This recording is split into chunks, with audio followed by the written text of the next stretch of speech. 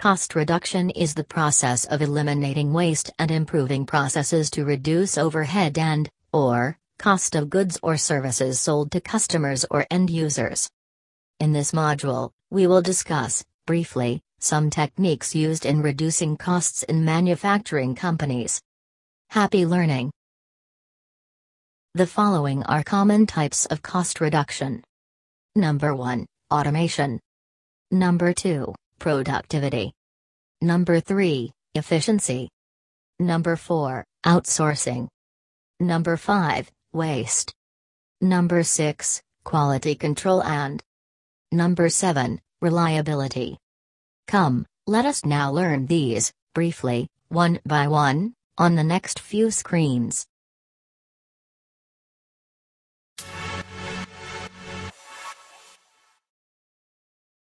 Automation. This means doing things automatically with information technology, machines and robots. This is the use or introduction of automatic equipment in a manufacturing or other process or facility. Automation. This is thus the following.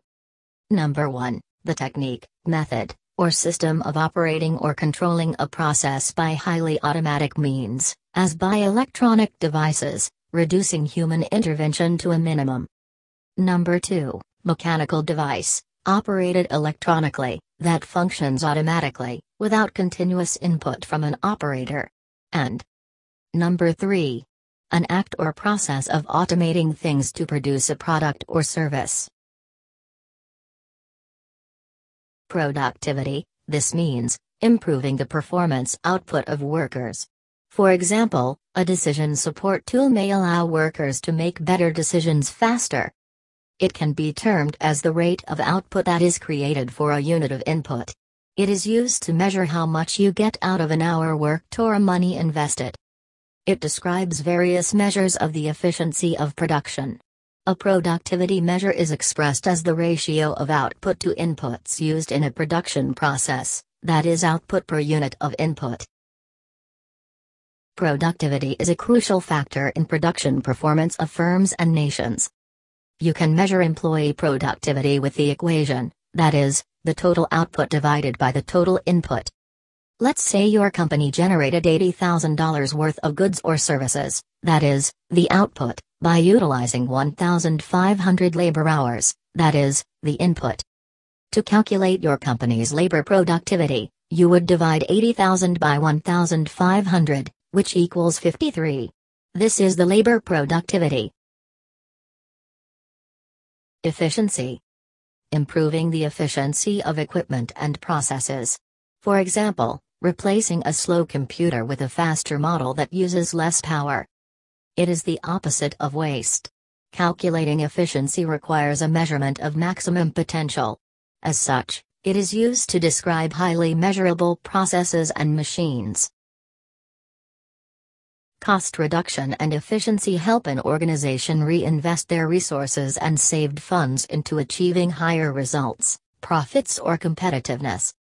Efficiency or savings can be achieved by improving utilization, processes, or behavior associated with resource usage. Efficiency improvement strategies must be tailored for each company. The right strategy allows a company to achieve the necessary balance between long-term initiatives and quick wins. Every project aimed at improving the efficiency should start with a common set of hypotheses and end with a concrete set of measures for efficiency improvement that are included in the integrated implementation plan. Outsourcing. This means focusing on your core competencies and outsourcing things in areas where you aren't particularly productive. For example, a small business that manufactures bicycles may outsource tax preparation to an accounting firm. It is a situation in which a company employs another organization to do some of its work, rather than using its own employees to do it. Now, what is business process outsourcing? Come, let us learn these on the next few screens. Business process outsourcing, that is, BPO, is a subset of outsourcing that involves the contracting of the operations and responsibilities of a specific business process to a third-party service provider. It is the contracting of a specific business task, such as payroll, human resources, or accounting, to a third-party service provider. BPO is implemented as a cost-saving measure for tasks that a company requires but does not depend upon to maintain their position in the marketplace. Two categories. BPO is often divided into are back-office outsourcing and front-office outsourcing. Back-office outsourcing includes internal business functions such as billing or purchasing, and front-office outsourcing includes customer-related services such as marketing or tech support.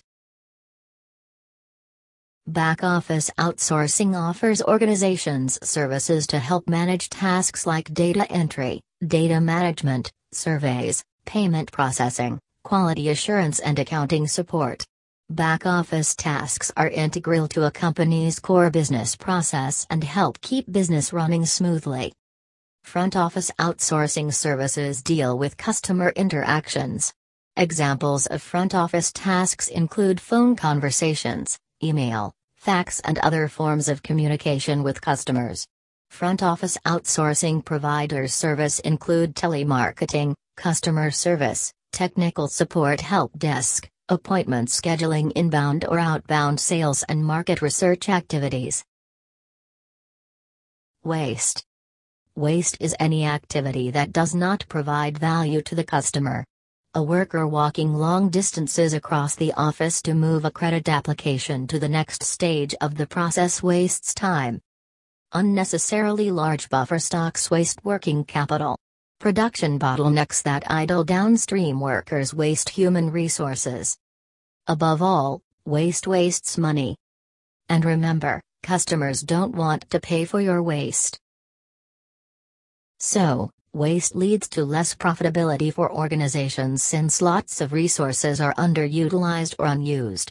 Some of the types of wastes could be: Number 1, resources consumed by inefficient or non-essential activities. Number 2, unwanted material left over from a production process, or output which has no marketable value. Number 3, process or material that, from the viewpoint of customer, does not add value to a good or service. Number 4, material discharged to, deposited in, or emitted to an environment in such amount or manner that causes a harmful change. Quality control. It is a system of maintaining standards in manufactured products by testing a sample of the output against the specification. Identifying quality problems as early as possible to reduce the cost of poor quality. For example, identifying a quality problem on the production line is cheaper than shipping it all the way to the customer and having them complain and ship it back to you. This is very important is because of the global nature of modern industrial competition. The quality control, or more precisely, statistical quality control has become an area of central importance to engineers. Manufacturing a product that the public want to buy is not longer good enough. The product must be of sufficiently high quality and sufficiently competitive price-wise that it is preferred to its competitors. Remember, without statistical quality control methods it is extremely difficult, if not impossible, to either attain or maintain a truly competitive position. Reliability. It is a degree of consistency of a measure. A test will be reliable when it gives the same repeated result under the same conditions. You can also think of it as the ability for a test or research findings to be repeatable. For example, a medical thermometer is a reliable tool that would measure the correct temperature each time it is used. Reliability engineering is engineering that emphasizes dependability in the life cycle management of a product. Dependability, or reliability, describes the ability of a system or component to function under stated conditions for a specified period of time. The primary role of the reliability engineer is to identify and manage asset reliability risks that could adversely affect plant or business operations. Remember, a more reliable product spends less of its time being maintained, so there is often a design trade-off between reliability and maintainability. Reliability is extremely design sensitive. Very slight changes to the design of a component can cause profound changes in reliability. Hence, it is important to specify product reliability and maintainability targets before any design work is undertaken. This in turn requires early knowledge of the anticipated service life of the product, and the degree to which parts of the product are to be made replaceable. Remember, the importance of cost reduction programs within a company cannot be overstated. Companies that are losing money, need to increase profits, or must become more competitive need to cut expenses in order to succeed. Knowing how to implement effective cost reduction strategies can be the determining factor in the survival of a business. A good manager thus understands the importance of cost reduction to the health of a company. Bloated expense accounts can eat up profits quickly. The activities vary by type of business, but the concept of cost reduction does not vary. Remember this. The importance of cost reduction plans is related to the most common reasons why expenses must be cut in a business. Need for increased profits. Improved competitive standing. Preserve company resources. Reduce waste. Improved productivity. You have come to the end of this small module on the techniques that can be used in reducing costs in organizations to enhance the profit levels. I hope you have enjoyed this learning.